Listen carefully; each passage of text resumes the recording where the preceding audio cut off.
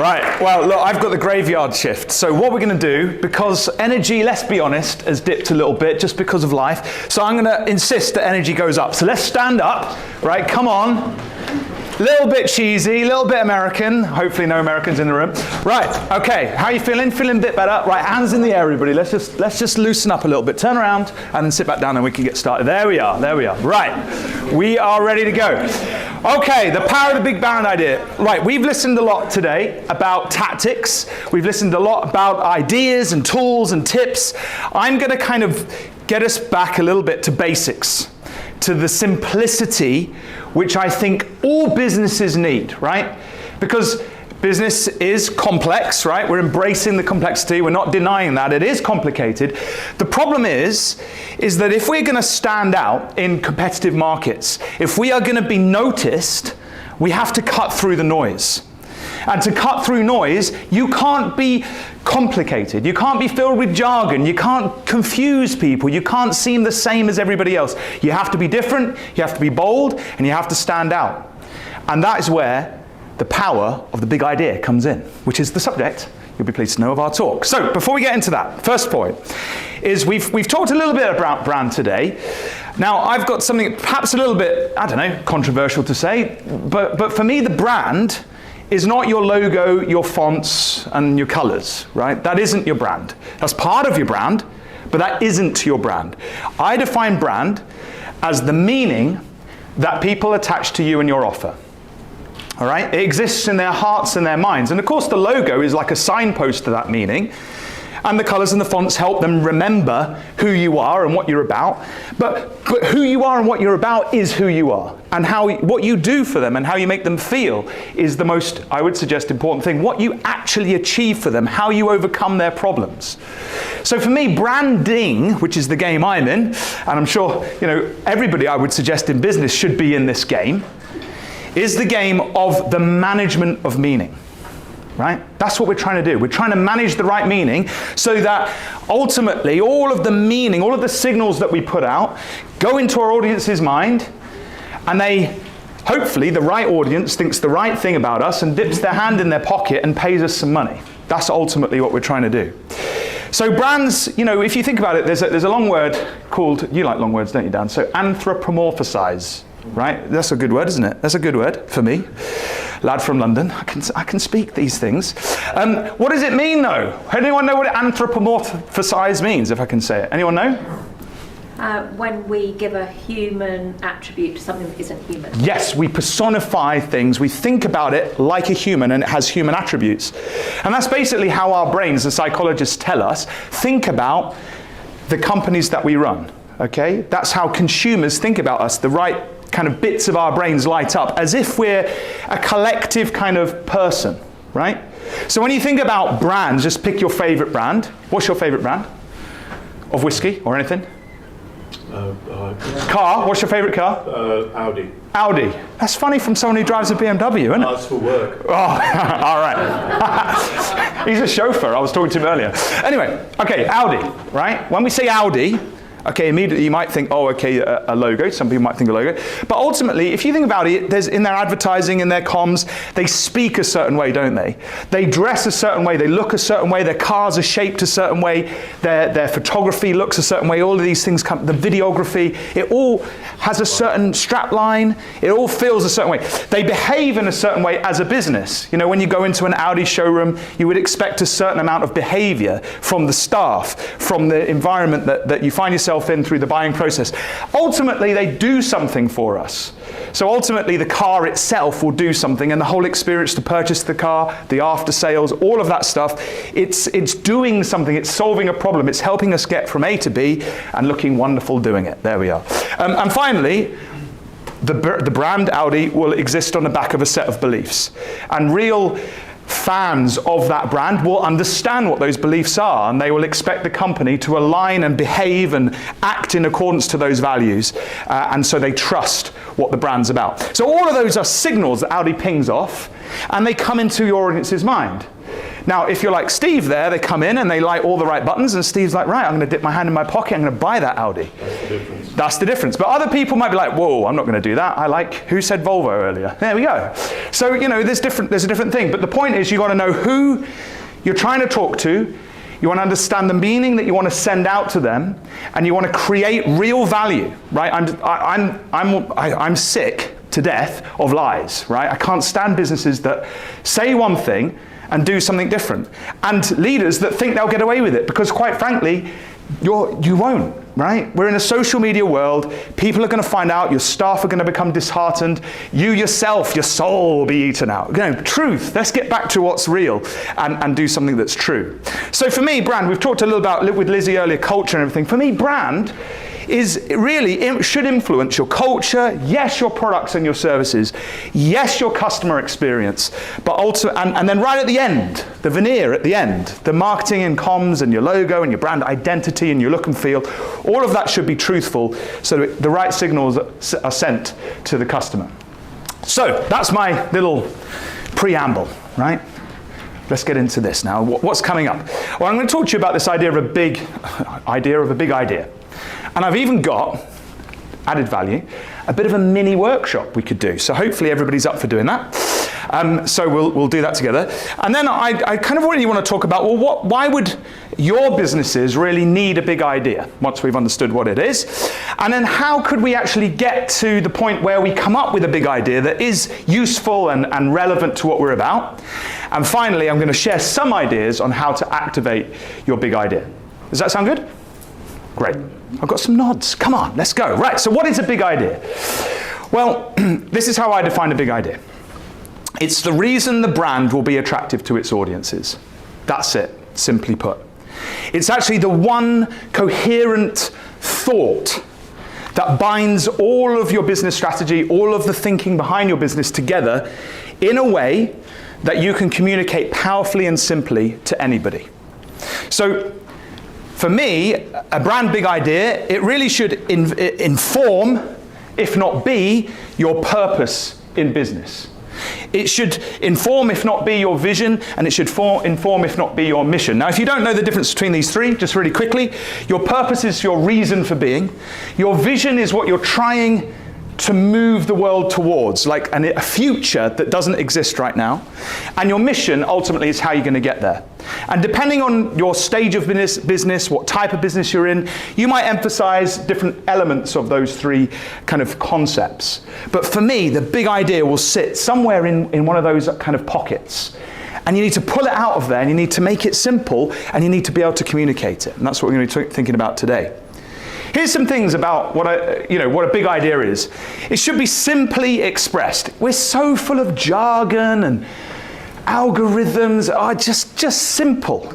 I am embracing complexity, don't get me wrong. But the complexity by itself, in my view, needs to be simplified so we understand it a bit more. Like, how can we just clarify behind everything what we're trying to do? So simply expressed.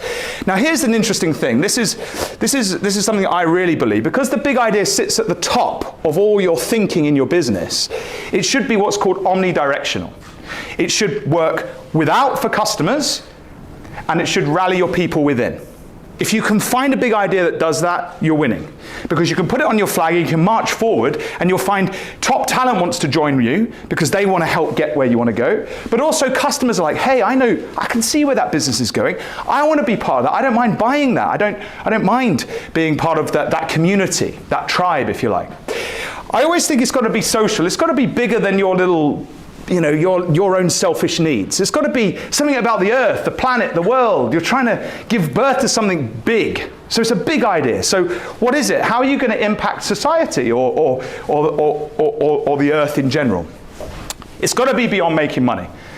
I think, and I don't know what you think, but I think we get things wrong in business. I think we think commercials first, and then we try and do some of the stuff I'm talking about in order to back up the commercials. The truth is it doesn't work like that, right? What has to happen is you have to think of something of value, and then the money comes behind it. But we get it wrong. We focus on the money, particularly established businesses. We get stuck in quarters and, financial planning and all this stuff. And don't get me wrong, we're in business. I understand that. I believe in that system. But I just think there's an overemphasis sometimes on that. Let the finance people worry about that. If you're in marketing like we are, let's think about the big ideas. Let's think about the future. Let's focus on that. And then let's use the money in order to get us there. All right, next one. Sorry, I'm preaching a bit. Get down, calm down. Right, next one. So it's got to be more than making money. It's got to be bigger than the goal. Some people, I think, you say, what's your vision or whatever? They're like, well, our vision is to be the number one, whatever, in our sector by the year 2022 or something. And you're like, well, 2022's gone anyway, but, by 2025, you'd be like, well, that's great, but what happens if you get there? What's beyond that? Give me something big, So don't have a goal, have it beyond a goal. Have it something really, really exciting. It should be evidenced. This is something that may have to come after if you're just starting out, but it should be evidenced in what your company actually does, in your services, in your products. What are you actually trying to achieve? Sometimes you come up with a big idea and then you use that to fuel the change in the business required to get to redesigning that customer experience, innovating. But ultimately, it has to be evidenced because, as I say, truth is so important. If you just say stuff and there's nothing backing it up, there's no reasons to believe, your people will leave, your customers will leave. And finally, I quite like, this is my suggestion, but I think the big idea should kind of be like a call to action, like a rally cry. Like it's on the flag that you're planting on top of your mountain, and everybody that believes that will come to that mountain. That's what you want. You want it to be screamed from the rooftops. So here's some examples. You might say, Matt, this is lovely. Give me some examples. So you could argue these are mottos, these are slogans, these are purpose statements. I don't really care what you call these, but for me, they're big ideas, right? These tick most of the boxes, if not all of the boxes of that criteria that I mentioned just now. So Amazon, right? Be Earth's most customer-centric company. You think, that's a big idea. Right? So that's almost like an evergreen idea. They're always going to be trying to be more customer-centric. And they're going to try and make sure that's helpful and relevant to us as customers. Does it work for me as a customer? Yeah, absolutely. Does it work for me as an employee? Perhaps less so, but it's still something I want to be involved in because it's such a big idea. I love Airbnb, belong anywhere. Right? What a lovely, big idea that is. So I've got a property. I want my tenants to feel like, well, not tenants, but I want my, tourists that come and stay in my property to feel like they belong. So it appeals to me. I'm a tourist going to somewhere. I want to feel like I belong. So it fits on a number of levels. You see why it's a big idea. Obviously, we've got some others on there. I'm not going to go through all of them. I think I quite like, the North Face is another one. See how evergreen this is. Never stop exploring. It's a human thing to explore and be curious. They never want, it's sort of a rally cry, isn't it? Come with us and we're going to help you with your exploration. You're never going to stop and we're going to help you along that journey. So if that appeals to you, that's what that's the rally cry that will connect with you on that real deep human level. And again, internally, like if I'm a garment creator and I'm like into kind of trekking gear and that's my kind of field, I want to work for the North Face because their whole mission and their whole vision and their whole big idea is to give me work so I can continue doing my artisan work, creating and living into my skill set that I'm all about. So you see how that kind of fits together. Right, so the other ones we got think different from Apple, obviously, big ideas, just do it, huge, organize the world's information, Google. If I'm a geek and I'm into, data and all that stuff, that internally I'd love that. Externally, we love Google because it's organized the world's information. So you see how these ideas are big, they sit at the top, and you can see that actually what these companies do and how they've leveraged some of these concepts to actually drive change and create and innovate and will continue to do so is important. Now you might say, Matt, this is lovely. These are all massive multi-corporation American companies. I'm just here in Lincoln, poor me. What can I do? I say, well, look, to me, it doesn't matter if you're a massive company or if you're a solopreneur, you can still do the work to come up with your big idea. So I do work with lots of businesses, all shapes and sizes, and I was going to share some of the big ideas that I've helped leadership teams create. I'm not going to go through all of them, you'll be pleased to know, but here's some interesting ones. I was working with a research lab, predominantly based in Swindon, okay? And this research lab did a lot of sort of testing on water testing, basically. And in their sector, what we found when we did the due diligence was, not the due diligence you're talking about, but you know, the more creative stuff, where we looked at the marketplace and how the other competitors were positioning themselves. It was all about like, our lab has this capacity and this testing equipment and can do these types of very complicated tests that I wouldn't even, filled jargon that I wouldn't even be able to articulate to you today. And that was their sector. And that's how they thought about, you know, that's how they should position themselves. So I went in and I talked to customers, I talked to a lot of their employees, and I was talking about, well, what value are we actually creating? What is the leadership ambition here? What are we actually trying to achieve? Simply put, don't give me jargon and all that stuff. Just talk to me simply. And what we eventually created was this concept, which we coined creating a better tomorrow. So you think, well, that's a bit obvious, isn't it? But in their sector, that is a very unusual way of expressing what they're about. And that is what they're trying to do. All the tests that they're trying to do, they're trying to improve the environment, they're trying to improve conditions, they were creating a better tomorrow. So that worked brilliantly for their customer base. It also works brilliantly internally. If you're a scientist and you're into the tests and the labs that they work in that field, you're doing that so that you can create a better world for your kids. So once we'd settled on this, like, they got super lit up, super excited, super inspired. We did a launch into the company. We had a video with, you know, you can imagine, I can't play it for you because, by the way, for confidentiality, I can't tell you who these businesses are. But we had a video and we had some kids from the company, not from the company, the children of people who worked at the company, who volunteered, and, you know, everything was done, you know, in accordance with all the requirements. But they had a voiceover that was their kids talking about the future, talking about the better tomorrow. And you know, it got standing ovation from the whole company. We launched it externally. They're using it, we chose 5 big goals for the company over the next 5 years based on this big idea. And so you can see how internally it motivated them, and then they've gone external with it so they can promote their brand, and the internal and the external unite together. So it truly is something that they're about. It's a big idea they're committed to. And I'm absolutely positive. I know in the 12 months they've been using it, their profits have soared. I'd like to take credit for that. I'm sure it's not just my idea that's helped them with that. But the point is that it unites everybody, it aligns everybody, and it's powerful. So there's loads of other ones on there. I did some work in London with a preventative healthcare clinic for high net worth individuals. So if you had £10,000, you could pay that to them, go to their clinic, they would scan you and prod you and do all the things that they needed to do in one day, which is quite unusual because usually you'd spread it out over months to have tests like that.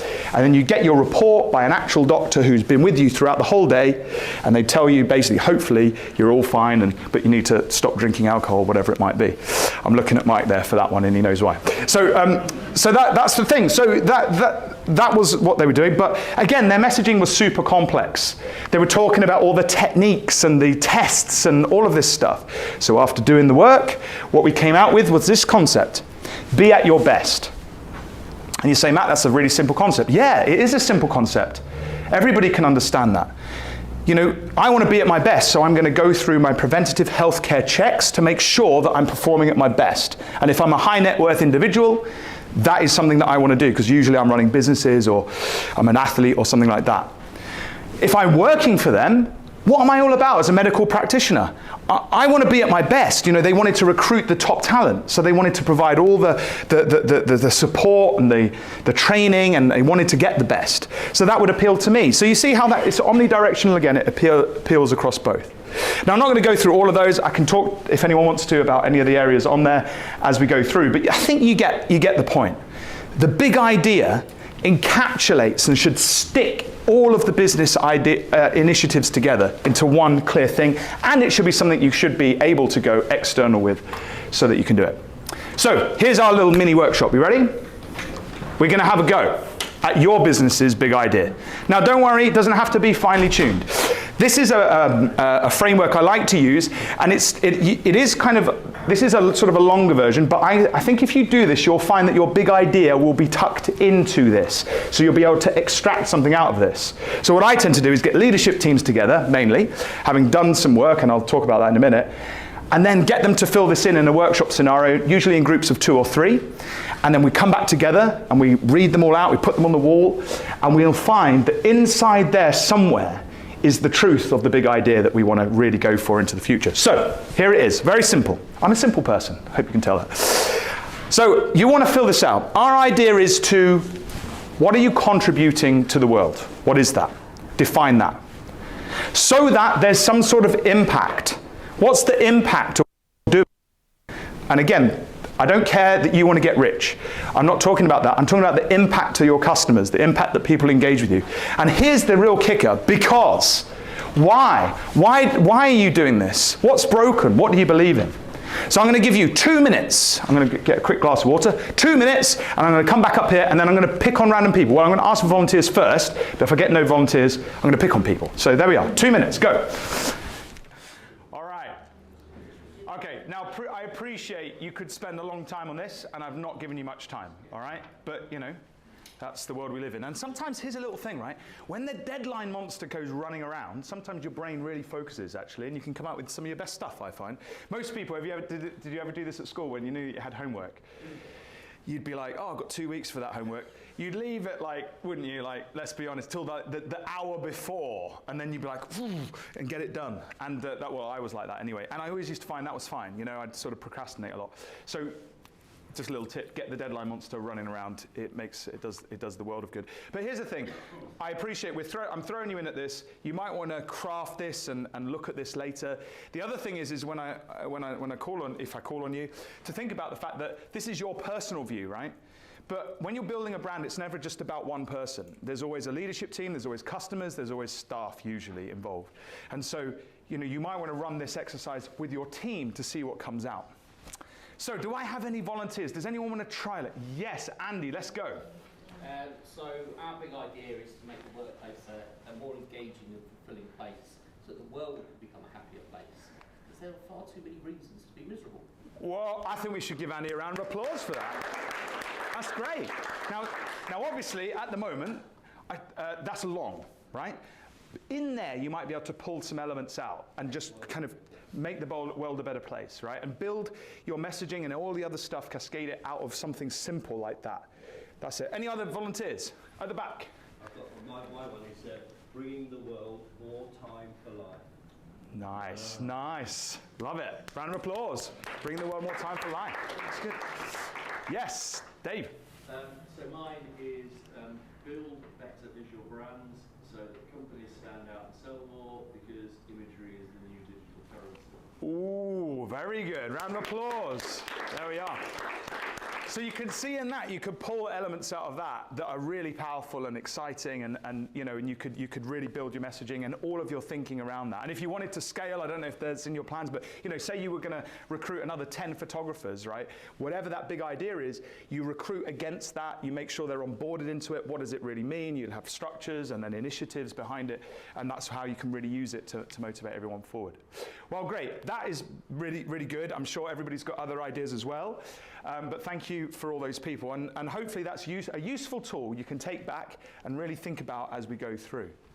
So we've sort of touched on this. Well, why would a business need a big idea? Like, you'd be like, well, isn't this just a bit of fluff, Matt, a bit of kind of, you know, marketing veneer stuff? Like, I would say only if you use it that way. You know, the thing is with, like, for example, brand values get a lot of rap. Like, people are like, oh, I just slap them on the wall. I don't really believe in them. That's because we're not using them effectively to make decisions and to fuel change in our businesses. So I would say all of these things, if used correctly, will really, you know, really make an impact. But it's down to you as the leaders, usually in the business, to leverage some of this strategic thinking and make it real. And so that doesn't happen by accident. You have to design that. You have to set cadence. You have to have checks and balances against that within reason. But you need to kind of reference it. You need to use it, utilize it as you go forward. So the number one thing I would say, why a big idea is really helpful, and this is usually why I'm sort of wheeled in to leadership teams, is because they're not aligned, and they need to align at the top. But then once you've got everybody saying, yeah, that is our big idea, that's what we believe in, and you can build roadmaps and visions off the back of it and all that stuff, but then that needs to come out into the organization and beyond into customers. So it's true, and you've got to align the whole lot. And that's so hard to do. I think the hardest job, there's a reason why CEOs are paid the most, Chief Executive Officers, because they've got to execute on everything that the leadership team decides. And the execution, the actually making it happen, is what's the hardest. And without a big idea, I think you're kind of fighting. If you've got 15 big ideas, everyone's like running around like, what am I supposed to do here? Where am I focused? You have one big idea, you say, we're in this game, we're going to make this happen, and then we split out from there. It makes it much easier to align. Clarity. Really, really important to be clear. What do I stand for in the market as a brand? Where am I going? As an employer brand, what do I stand for? What am I trying to get all our people to achieve? Really important. And of course, there's our lovely word, we embrace complexity, but ultimately, if we stay in the complex area and we don't simplify it for people, they get confused. They can't remember it. I think I see a lot of stuff, even for customers' perspective, like, you go to some companies' websites and they're throwing like 20 messages at you. You're just like, I don't really know what this is all about. Like, give me one big compelling idea, and then I can see if it's for me or not, and I can move down from there. So that's important, that we simplify it so that people can understand, recall, and it can influence decision making. And I'm talking macro decisions from the leadership team, mergers and acquisitions, or whatever it might be, where we're going to go, what regions we're going to play in, whatever, big decisions, but micro decisions as well. How people are answering the phone. Is it in accordance with the big idea? It's really important. So the big idea helps to unite the leadership. That's really important. Leaders have got to lead. So we've got to be united in that. We don't want to confuse everybody. It simplifies. It makes sense of our commercial initiatives. It shouldn't be that we want to scale to 10 million, so we're going to backfill it with some ideas. No. What's the big idea? And then say, well, we're going to 10 million to help us achieve that big idea. It should enhance communications and experiences, both internally and externally. Attract and retain customers and employees. Build our culture and stimulate our innovation as a business. That's the power of a big idea. And I know we're in the marketing conference, right? So I thought I'd just, it wouldn't be a marketing conference if we didn't mention the 7, how we got there, 6, 4, 2, 4, 5 Ps, that's the one, of marketing, right? So you've got a big idea, and these are the levers, isn't it? As marketeers, we tend to reference being able to pull in order to improve our commercial success. You've got a big brand idea, articulated simply and clearly. You'll be able to use it, you see, to think about, well, are we going to kind of tweak our people or our promotion of our products and services, or our product innovation, or our price, or the places we're going to put it. So that's that. You might say, well, that's lovely, Matt. That's all great. I get it. But I just can't think. Did anybody have, like, when I put it out there, was everyone like, I think, Dan, you were like, oh, this is tricky, isn't it? This is difficult. Did anyone get sort of stuck and think, I can't do this exercise? Please, Matt, bearded Matt, don't pick on me. Was anyone like that? Getting a couple of nods. So if that was you, you might be thinking, well, how on earth do I find my big idea? So this is how I do it with businesses. The first thing that I would suggest that you do is you don't look at yourself, right? You look outside of yourself. Because if brand is the meaning that other people attach to you, then surely it behoves you to go and actually understand what they think about you right now. So I don't care whether you're a solopreneur or you're a big corporate. This is a good exercise to listen. Always listen. So where do we go first? Well, we're going to go to customers first, okay? A business exists to create customers, Peter Drucker said. And that's true. There's no other reason initially for a business. When you boil it all down, it's as simple as that, serving somebody else, to give custom to them. So, some of the things that I always say to people, go and ask your customers, and particularly your top customers that you enjoy working with, why do they buy from you? And then shut up, just, when you've asked that question, because we tend to answer it for them. No. Listen to what they say. I did this exercise some years ago, and I was actually quite shocked at why people bought from me. I'll tell you that story later over a beer. But there we are. So customers, why do they buy from us? What do they want? What are their needs? What are their problems? And how are we helping them with that? So find that out. I then go usually to the marketplace, to the perceived competition. By the way, one of the things you can ask customers is, if you didn't buy from me, where else would you go to solve your problem?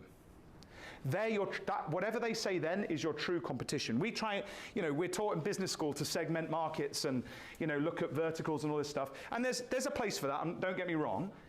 But your true competition is in the alternatives that your customers will have on their tables when they're trying to solve the problem that you're in the game to fix. That's your true competition. And again, the answers may not actually be what you think. So listen to what they say, and then go and look at that competition and figure out, well, how are those competitors positioning themselves? How are they different from us? Why is our solution better? One of the bits of research I did recently for a company was that we asked the customers, well, what is the alternative to outsourcing your business to the brand? And they said, actually, our internal team. Our internal team could do this work. So that's interesting, right? So why would you not go to your internal team that you own and control? And there's a multitude of reasons why an external brand was a better fit than their internal team. But their internal team's always there. But you've got to understand what's the value that you're offering against that competition. And then finally, I think that's where you start looking within.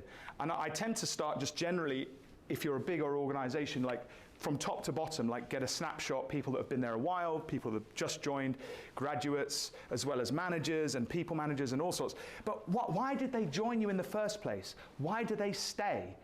Is it just money? Hopefully not. But if it is, that's something we need to know about. Why did they sort of join you in the first place? What attracted them? And where are they hoping the company will go? Now, from all of that, you really want to get insight. So you can have the raw data. That's great. But raw data on its own is dry and dull and boring, right? And nobody really acts on it, in my view. They act on the meaning that they place to that data. So that's where we pull out insights, the ability to perceive clearly or deeply a penetrating understanding as of a complex situation or problem. So we've got to acknowledge the complexity, but try and bring out meaning in that so that we can then take action. And then, armed with all that, what I tend to recommend is, let's get the leadership team away from the business as usual, and let's ask some big brand questions. Now, someone mentioned Simon Sinek, I think it was you, Neil, earlier on, and I've literally stolen his stuff and repurposed it. So this is my brand strategy triangle. He has a golden circle, mine's a triangle. He misses one key element, and I've adapted it a bit. But he talks, as we looked at earlier, about the why.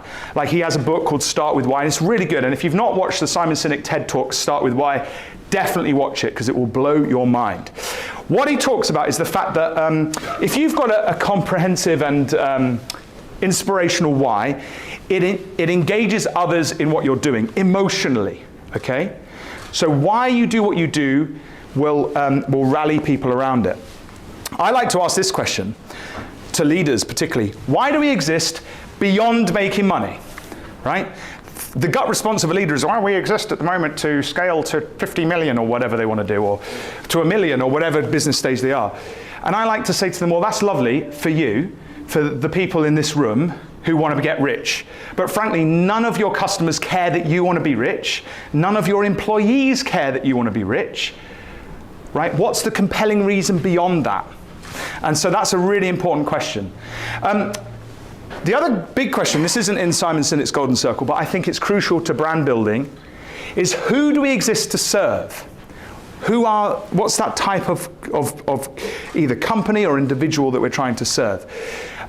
How should we show up for them? We're talking principles here, we're talking strategic principles. You need to align around these, and then that goes down through the organization. And finally, at the highest level, what is our value proposition? What's our offer at the high level? So I'm not talking products here, because you have a brand offering, and then you can drill down into your specific products and the markets you're trying to sell them in. We're talking at the highest level. All your product offerings should ladder into some of the answers to these, and they should all ladder into the big idea. So it can be complicated, and this is the problem that I think we face, particularly when we talk about strategy, that we come out the back of an exercise like this with a 60-slide deck with all these things defined, and we're back to the problem again of nobody really getting what we're trying to do here. So that's why I like to boil it all down to the big idea. That becomes the face of our strategy. That becomes the thing, and then all of these things might start laddering into it. Your big idea really needs to sit in the middle of those things. What the company ambitions are, and the truth of what our people are about, what the competitors are doing, what the customers want, and ultimately our category here, and we sit, somewhere in between there. The big idea should lie. Your positioning in relation to those things. It is hard, the work is hard, that's why it's interesting, when you sort of see some of those big ideas that I put out, people are just like, really? You spent 6 months on that? It's like, yeah, because I'm doing all this work with the teams, we're collaborating, we're really trying to understand it. And so that's why you should, you need to do that work. If you're a smaller business, it will take you a lot less time, you'll be pleased to know. How do you activate it though? What do you do with it once we've got to it? Well, I've sort of hinted at a few ideas there. What I find in businesses, particularly as you sort of scale and you grow, is that you'll recruit people. And you'll find that in my head, it's quite simple. There's two types of business leader. There's business leaders really focused within the organization, like HR or people teams, and operations, and people trying to make the efficiencies better. And there's people that tend to focus without. These are not exclusive, this is generalization, but there's then business development, sales, marketing that we're in, customer success and so on. They're focused without the organization. And as I've mentioned before, the big idea should unite everybody. It should influence, in my humble opinion, and all of these strategies should ladder into it. You find that most businesses have documented strategies around their commercials, obviously, like we talked about business plans earlier, like how are they going to be sustainable and grow financially? That should ladder into the big idea. And the big idea should influence it. Your communication strategy, how are you kind of communicating out to the market and internally? Your sales and marketing strategies. So that could be your lead gen or your demand gen strategies. That should all be influenced by the big idea. How are you going to attract and generate customers? Your customer strategy. Once someone signs up to be a customer, how are you designing their experience from onboarding to servicing to then offboarding? That should the big idea should influence all of that. Your people strategy, how are you going to attract and retain top talent?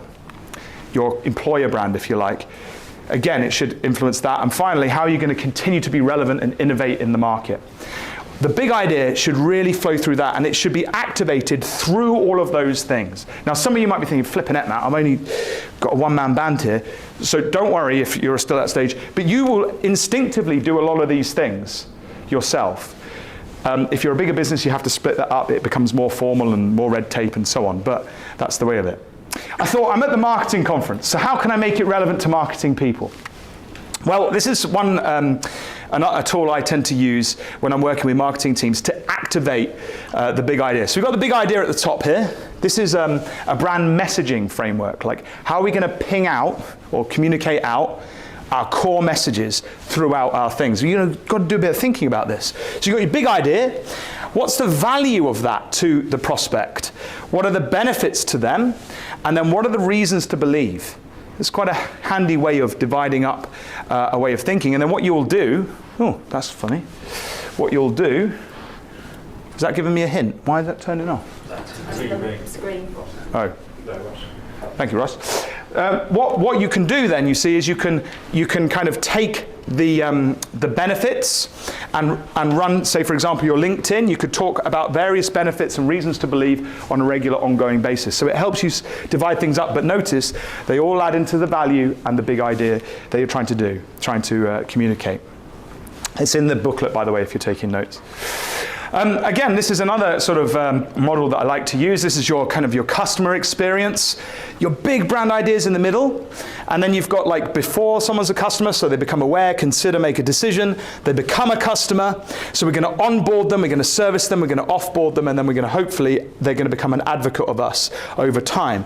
The big brand idea should be in the middle of diagrams like this. So when you're briefing your team, you're like, hey, we're here to create a better tomorrow. And the way that we're going to do that is through these 7 stages. Let me go and talk to you about stage number 1. So they immediately understand how the idea, the initiatives within awareness, for example, ladder into why we're all here. If you're a leader and you're getting up on a platform and you're talking at your all hands, if you've got enough people to do that, you start with the big idea. Because we're here to achieve this, this is what's been happening this quarter, this is what we're going to do in 2024. So they're the sort of ways that you can leverage a big idea once you've got it, once you can communicate it, and once you can powerfully leverage it to drive all of your business initiatives, all of your strategic thinking right down into tactics. So my parting words to you, I'm on time, look at that. Dan said, get it in 5. I said, I'll get it before 5, don't worry. My parting words for you is manage your meaning. Take it seriously. This stuff does not happen by accident. We have to do the work. We have to step back, work on the business, not in the business. We need to be strategic. And it's not easy, but do it. And trust me, the profits will then flow. But it all starts with the big idea. Thank you very much. Oh, just one thing. I can't promise to give you a free ebook, although I might give just a random one about, I don't know, whatever, to you that I'll find somewhere else. But please do follow me on LinkedIn. I love to connect with people. I've got various things. I've got a book, I've got a podcast, various things. We'd love to connect. If you've got any questions or anything, always happy to try and get back to you. Although I did notice, Lizzie, I was very embarrassed because I looked up Lizzie earlier, and apparently Lizzie connected with me in 2018 or something, and I didn't respond. So I felt like, right, jerk. So I've apologized to Lizzie, and I apologize in public again. But I will communicate. I will respond if you message me from now. I promise. Thank you, everybody. Thank you very much.